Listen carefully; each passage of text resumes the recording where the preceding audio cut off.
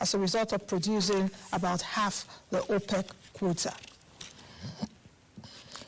The Central Bank of Nigeria has said that through foreign currency transactions to authorized dealers, it infused $7.6 billion into the economy in just 5 months. The Apex Bank indicated that it intervened in the FX market with $1.65 billion and $1.39 billion in January and February, respectively, to stabilize the value of the naira in its monthly economic reports for May 2022. The Apex Bank says it pumped $1.82 billion in March, $1.56 billion in April, and $1.18 billion in May of 2022.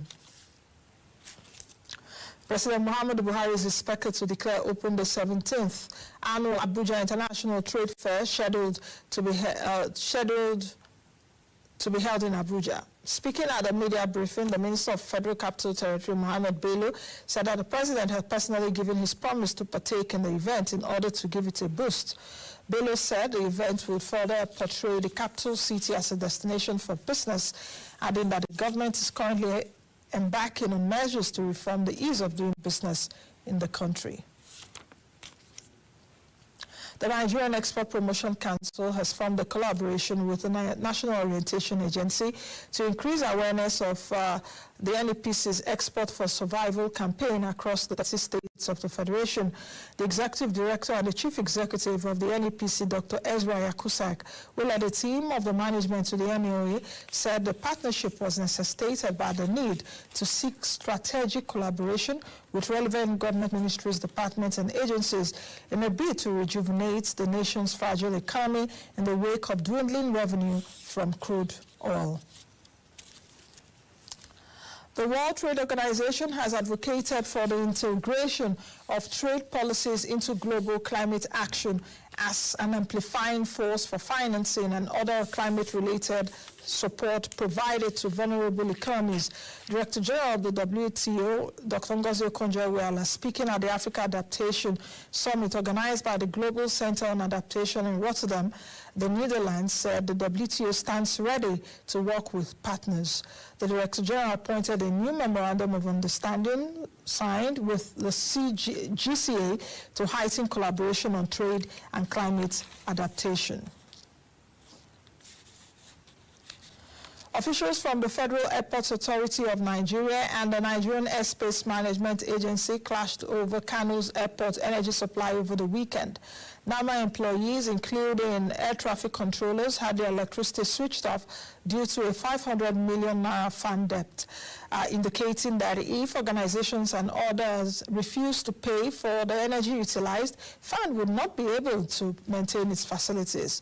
Airport manager Gambo Abuke said that other agencies who were also affected by the disconnections have now made payments and were reconnected.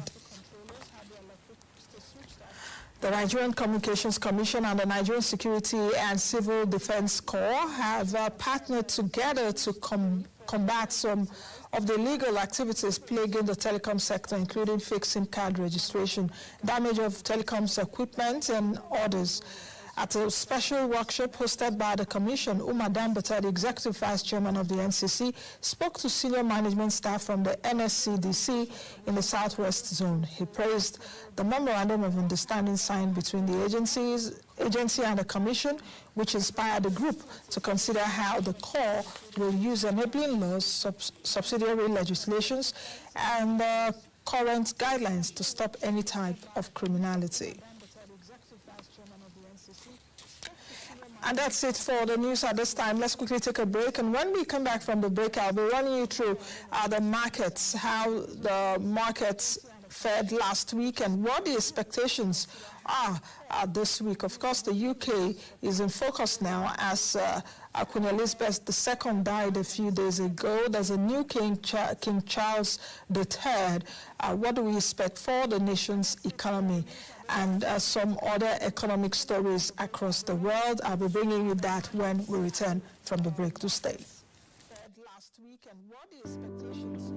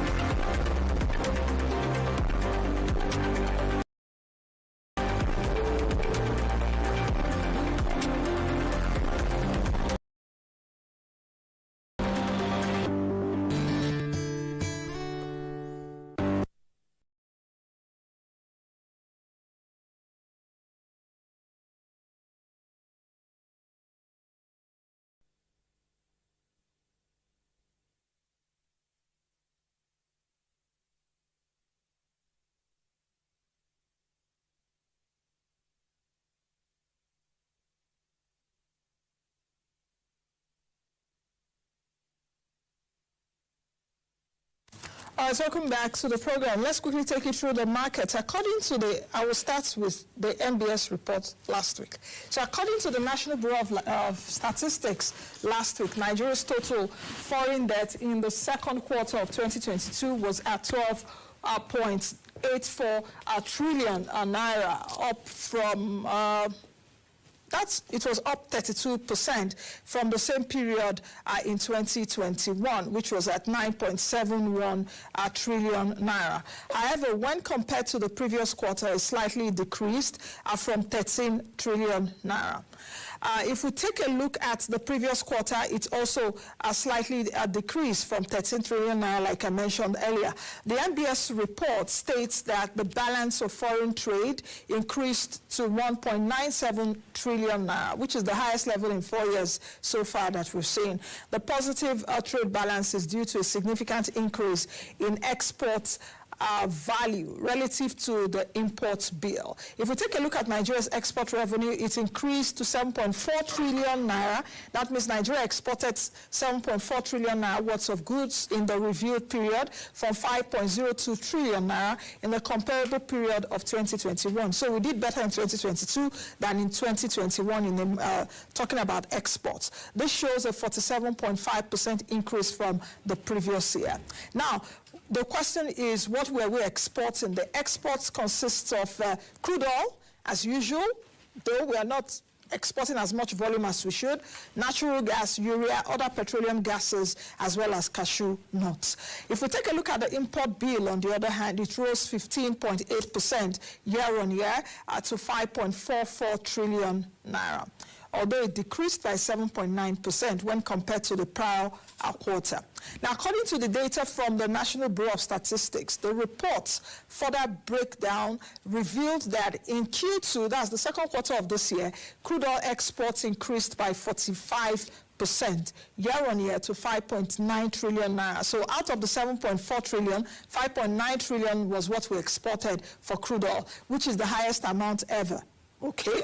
Additionally, exports other than crude oil increased by 58.2% year-on-year to 1.49 trillion naira.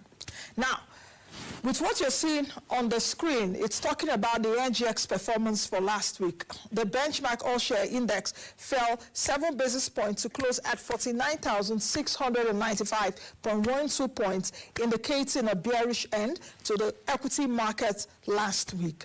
The year-to-date return, as well as the market capitalization, were respectively at 16.34%, that's the year-to-date return, and market capitalization closed at 26.81 trillion naira. Similar to how it ended, the market breadth showed a total of 22 advances last week and 36 decliners. If we take a look at the weekly trading activity, it showed a 32.94% upward trend in volume, while value fell by 30.38%. Now, let's take a look at the stocks that really contributed to this. Sterling Bank, UBA, and Transcorp were the most actively traded stocks by volume, while MTN Nigeria, Zenith Bank, and GTCO topped the value chart. What you're seeing right now on the screen, it's today's numbers, yes, as at this morning. Now, in light, let's take a look at other markets. In light of the rise in yields in the fixed income market, it is anticipated that the bearish sentiment will persist. We saw that the majority of last week saw a decline in interbank rates as system liquidity was weakened. Now, if we continue with the markets, so to speak, let's quickly roll through. Both the overnight and the open buyback rates decreased to 8.5% and 9%. Interbank rates should be lowered by the anticipated FGN bond coupon inflows due this week. So we should be expecting that this week. But rates should also return to double digits by the end of this week as a result of the impact of the retail FX auction funding. Now, if we take a look at the secondary market for treasury bills, however, it was largely quiet last week, despite some slight buy interest being observed on a number of maturities. Our benchmark yields on average slightly decreased to about 7.81%, just 1 basis point downside there. Now, the Debt Management Office last week sold 214.74 billion naira worth of notes at the midweek Treasury bills auction, matching the amount offered. It is anticipated that a rise in PMA yields, as the primary market auction yields, will lead to a bearish bias this week. Let's see.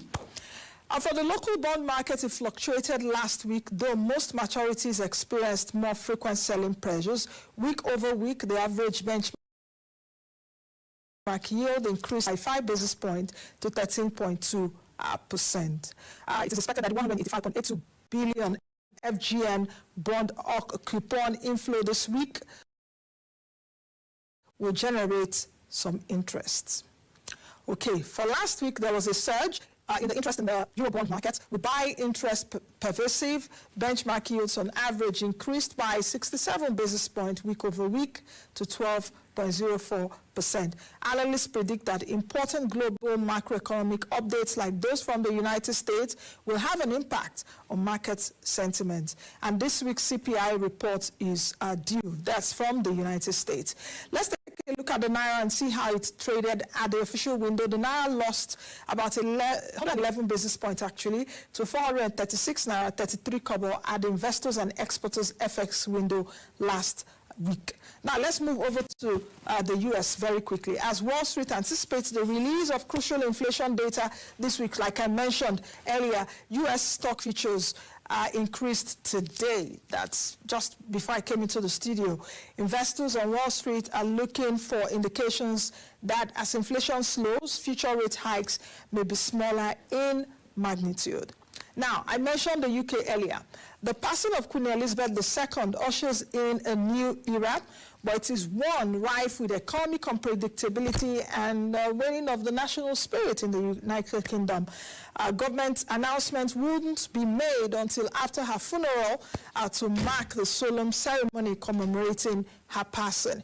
It happens at a particularly turbulent time for Britain, which is dealing with its worst economic outlook in years, a worsening energy crisis, rising inequality. Now, the Queen, whose 70-year reign spanned the aftermath of World War II, the decline of Britain's vast empire, the Brexit vote in 2016, and a global pandemic, had come to represent a rare constant in a world of constant change. However, her eldest son, who was proclaimed King Charles III, hours after her death, succeeds her.